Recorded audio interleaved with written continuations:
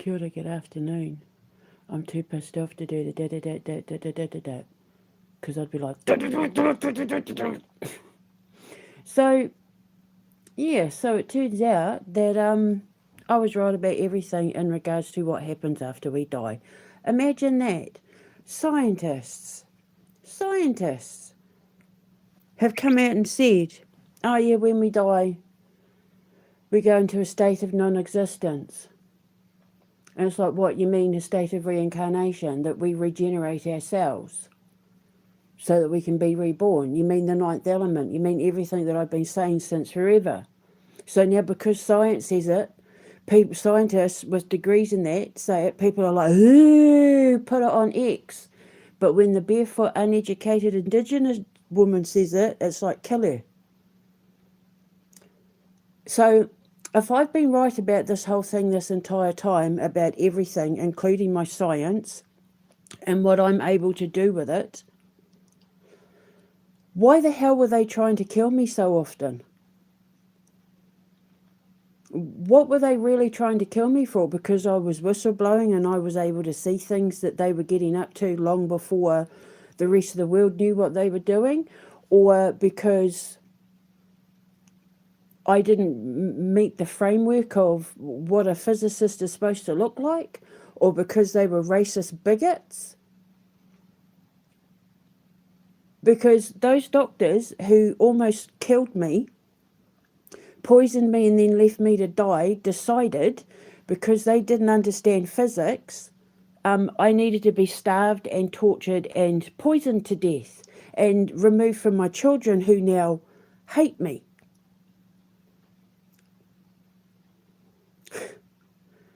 So what was I put through all of this for? What was I put through all of it for? What can they say it was? Because when I take these bastards to court and drag every single one of their asses in front of that judge, and I am able to present my evidence and say, well, the CIA did it, the CIA admitted it, the Scottish police admitted it, the government admitted it, these scientists have come out and confirmed everything I said. What's the doctor's arguments going to be? What are they going to be able to say? Oh, well, we didn't know. We almost killed her because we didn't know. We destroyed her life because we didn't know. We believed what the sex cult fetishist said. We believed the guy who shoves plastic up his ass. We didn't think to look at everything she was saying because none of it had come out yet. Because science hadn't confirmed everything that she'd been saying yet.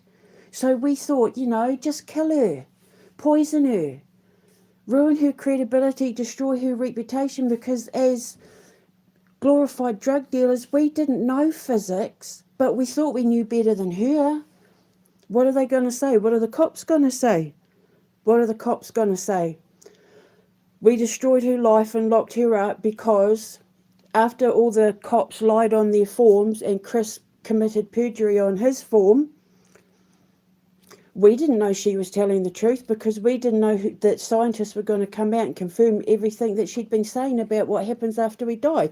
Even though I've got the videos saying death is only biological, even though it's all over my social media where I was working out the time theory and figuring out, unlike every other scientist, that there's actually 9 elements and not 4. But because I'm a Indigenous woman who runs around in bare feet all the time and has no formal education, kill her. Because she knows too much. And it freaks us out. And we fear what we don't understand, so just kill it.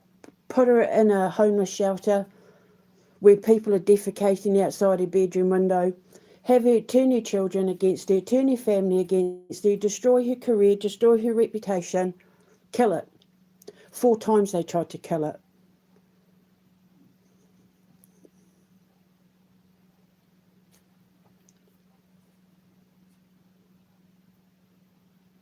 So when I take them to court, every single one of them are going to pay. And they're going to pay dearly. Dearly. Because it's all coming out in public now. that I was right about everything. My physics has been spot on. Just because I was years ahead of everybody else, I wasn't worthy of life. That's what you need to understand, because I came first, because I discovered the science first, and they looked at me on the outside and thought she couldn't possibly know that stuff. It must be a mental illness. But then when the scientists that went to university and worked for companies like Msnn and that come out and say it, oh, put it all over X and pass it round. But when the little Māori girl does it, kill it. She's crazy, kill it. Well, who's crazy now? Because I was right about everything.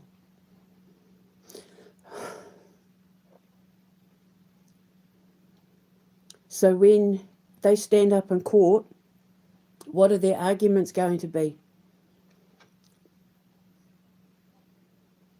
Because I think I just won my case. Because I've just proven that there is an existence of time and reality of time, and now they've just come out and confirmed it. And one is physical reality, biological reality, 3D physical reality, and then there's the existence of reality. And what do I always say in regards to quantum magnetics, when my predictions, when the codes drop, existence has to line up with reality in order for everything to make sense. Well, bada bing, bada boom. Now it all makes sense. And it turns out nearly 4 years I have been fighting to clear my goddamn name against racists and bigots, because they decided that an uneducated, barefooted Indigenous woman couldn't possibly know what she was talking about when it came to theoretical physics and quantum time theory.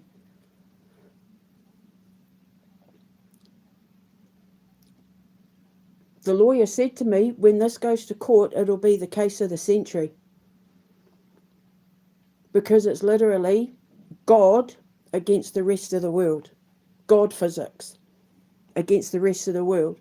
She said, when it goes to court, I have no doubt that you will win this case, hands down.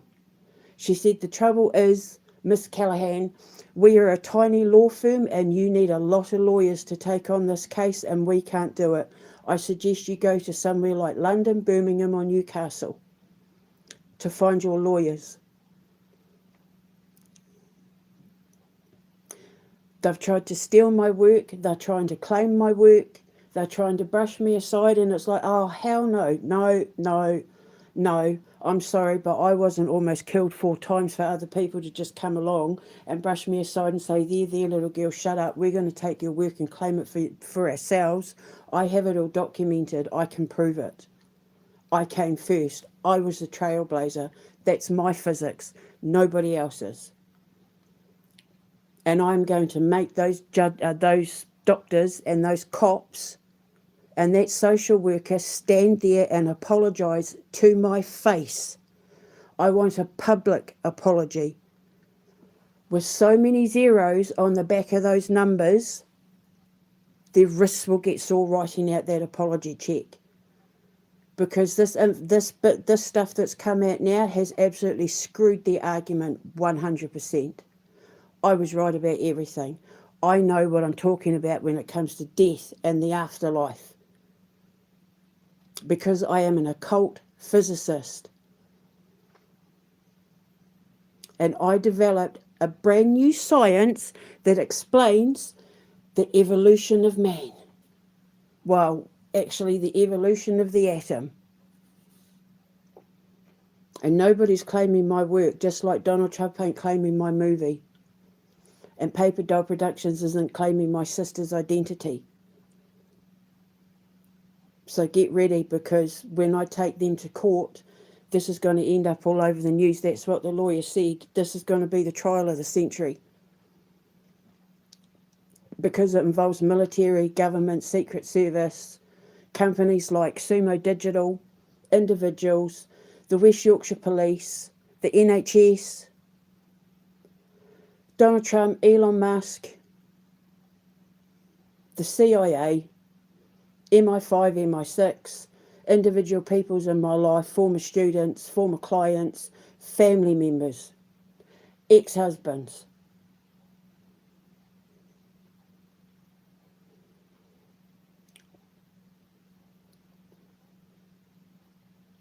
I'm the angel of death. I know about death. I'm an Egyptian high priestess.